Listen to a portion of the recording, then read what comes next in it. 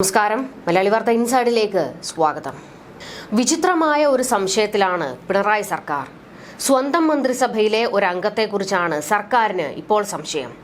ന്യൂനപക്ഷ വകുപ്പ് മന്ത്രി അബ്ദുറഹ്മാനും വഖഫ് ബോർഡ് ചെയർമാൻ MK സക്കീറും ചേർന്ന് സർക്കാരിനെ ബുദ്ധിമുട്ടിലാക്കാൻ ശ്രമിക്കുകയാണോ എന്ന സംശയത്തിലാണ് CPM-ഉം സർക്കാരും ഉള്ളത്.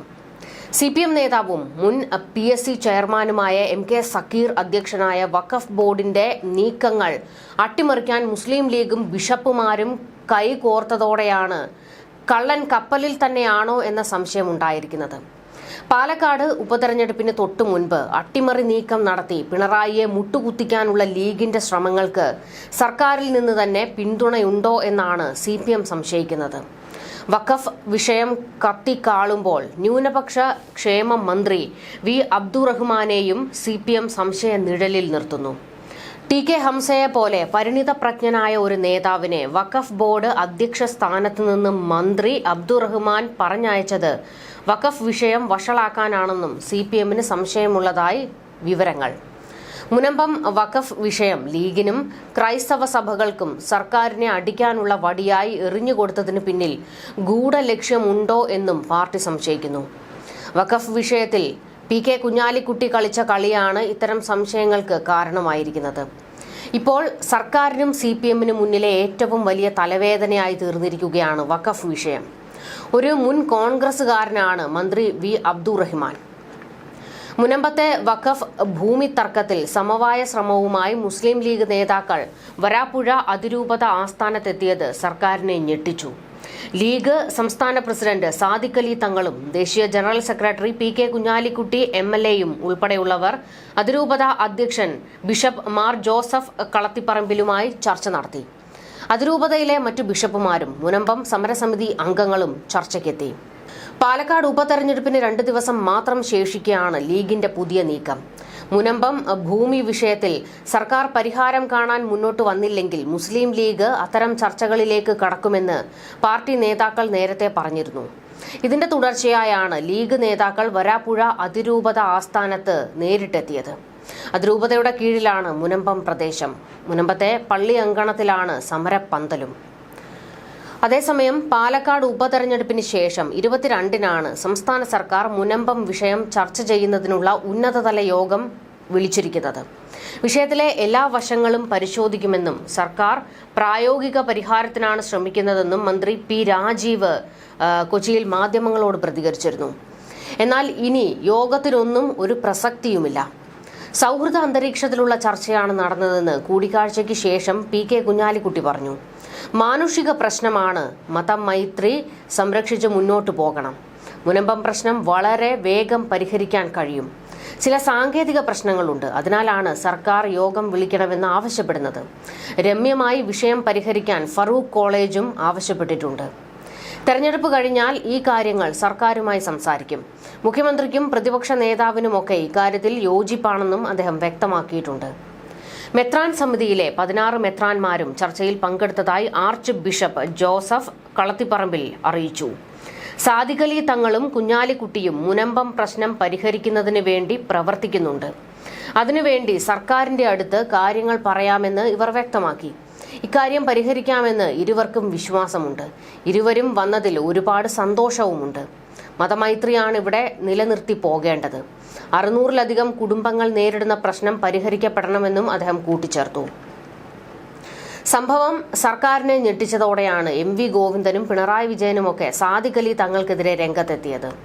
സാദിഖ് അലി തങ്ങൾക്കെതിരായ മുഖ്യമന്ത്രിയുടെ പരാമർശം പാർട്ടി നിലപാട് തന്നെയെന്ന് CPM സംസ്ഥാന സെക്രട്ടറി MV ഗോവിന്ദൻ പറഞ്ഞു. പാലക്കാട് തെരഞ്ഞെടുപ്പിൽ ഉൾപ്പെടെ ജമാഅത്തെ ഇസ്ലാമിയും SDPI-യും UDF-ഉമായി ചേർന്ന് ഇടതുപക്ഷ വിരുദ്ധ പ്രചാരവേല നടത്തിക്കൊണ്ടിരിക്കുന്ന ഘട്ടത്തിലാണ് സാദിഖ് അലി തങ്ങളെക്കുറിച്ച് പിണറായി വിജയൻ പരാമർശം നടത്തിയതെന്നും അദ്ദേഹം വ്യക്തമാക്കി. ജമാഅത്തെ ഇസ്ലാമിയുടെയും SDPI-യുടെയും ആശയ തടങ്കലിലാണ് മുസ്ലിം ലീഗ്. സാദിഖ് അലി തങ്ങൾ മുസ്ലിം ലീഗിന്റെ സംസ്ഥാന അധ്യക്ഷനാണ്. ഒരു രാഷ്ട്രീയ പാർട്ടിയുടെ പ്രസിഡന്റാണ് എന്നർത്ഥം. ആ പ്രസിഡന്റിനെ രാഷ്ട്രീയമായി വിമർശിക്കാൻ പാടില്ല എന്ന് പറഞ്ഞാൽ മനസ്സിലാക്കാം. എന്നാൽ ലീഗിൽ പോലും വലിയ പ്രസക്തിയൊന്നുമില്ലാത്ത ആൾക്കാർ ഒരു പടി കൂടി കടന്ന് സംസാരിക്കുകയാണ്.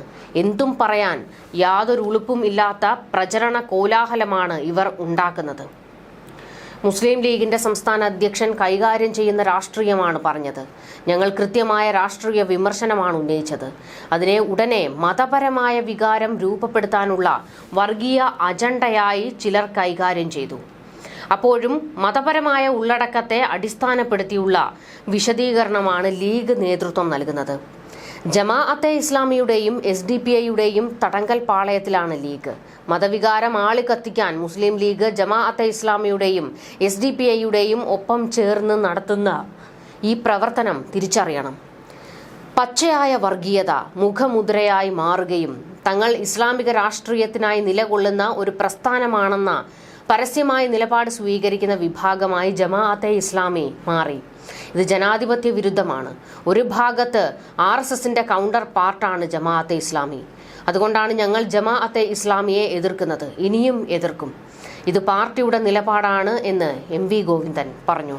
പാലക്കാട് ഉൾപ്പെടെയുള്ള ഉപതെരഞ്ഞെടുപ്പുകളാണ് സർക്കാരിന് പുതിയ വായ്തരണിയായി മാറിയത്. മുനമ്പം ഇത്തരത്തിൽ വളർന്നു വികസിക്കുമെന്ന് സർക്കാർ കരുതിയതേയില്ല. ആർക്കും പരിഹരിക്കാൻ കഴിയാത്ത വിഷയമായി മുനമ്പം മാറിയിരിക്കുന്നു. ഒടുവിൽ എല്ലാം കൈവിട്ട ശേഷമാണ് ഒരു സർവകക്ഷി യോഗം വിളിക്കാൻ സർക്കാർ തീരുമാനിച്ചത്. അപ്പോഴാകട്ടെ അതിന്റെ നേട്ടം ആണുങ്ങൾ കരസ്ഥമാക്കുകയും ചെയ്തു. ഇനിയിപ്പോൾ യോഗം എന്തിനെന്ന് വരെ സർക്കാർ ചിന്തിച്ചു തുടങ്ങിയിട്ടുണ്ട്. കൃത്യസമയത്ത് കൈകാര്യം ചെയ്യേണ്ട വിഷയമാണ് ഇത്തരത്തിൽ കോടാലിയായത്. അബ്ദുൾ റഹ്മാൻ ലീഗ് നേതാക്കളുമായുള്ള ബന്ധമാണ് സർക്കാരിനെ കുഴയ്ക്കുന്നത്. ലീഗുമായി വളരെ മികച്ച ബന്ധമാണ് മന്ത്രിക്കുള്ളത്. കോൺഗ്രസുകാരനായിരുന്ന മന്ത്രി ജയിക്കുന്നതും ലീഗിന്റെ സഹായത്തോടെയാണെന്ന് CPM കരുതുന്നു. ലീഗ് വിചാരിക്കാതെ ജയിക്കാൻ കഴിയുന്ന സ്ഥലമല്ല താനൂർ. തോൽപ്പിച്ചത് അബ്ദുറഹ്മാൻ രണ്ടത്താണിയെ ആണെങ്കിലും അബ്ദുറഹ്മാന്റെ വിജയത്തിന്റെ മധുരം ലീഗിന് കൂടി അവകാശപ്പെട്ടതാണ്. സർക്കാരിന്റെ അതീവ രഹസ്യ നീക്കങ്ങൾ എങ്ങനെ ചോർന്നു എന്ന സംശയത്തിലാണ് പിണറായി.